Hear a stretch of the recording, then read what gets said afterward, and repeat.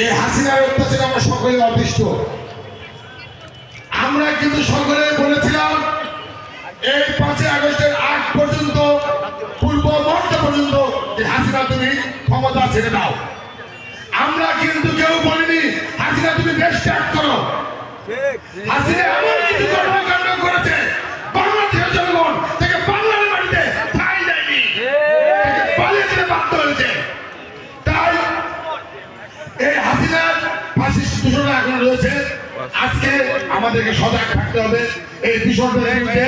যারা ষড়যন্ত্র করছে বাংলাদেশ জাতীয় দলকে বন্ধ করার জন্য, বাংলাদেশের মানুষের কাছে এই দলকে হেয় করার জন্য বিভিন্ন ষড়যন্ত্র করছে। আন্দোলন শেষ হয়ে যায়নি। আপনারা সকলে সজাগ থাকবেন। এই ষড়যন্ত্র মোকাবেলা করতে হবে।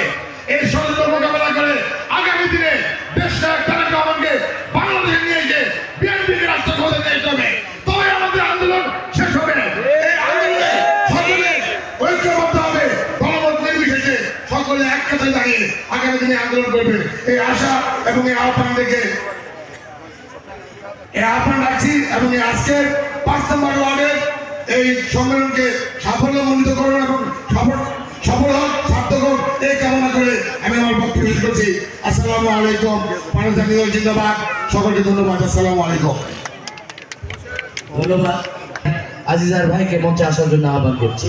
প্রিয় ভাইয়ের আমার, আমি এই পর্যায়ে বক্তব্য রাখার জন্য আহ্বান করছি বাংলাদেশ জাতীয়তাবাদী দল 90 স্বৈরাচারী আন্দোলনের অন্যতম ছাত্র নেতা এবং নওগাঁ জেলা বিএনপির আহ্বায়ক কমিটির অন্যতম সদস্য বড় ভাই মাসুদ হাসান তুহিন ভাইকে তার মূল্যবান বক্তব্য রাখার জন্য আহ্বান করছি।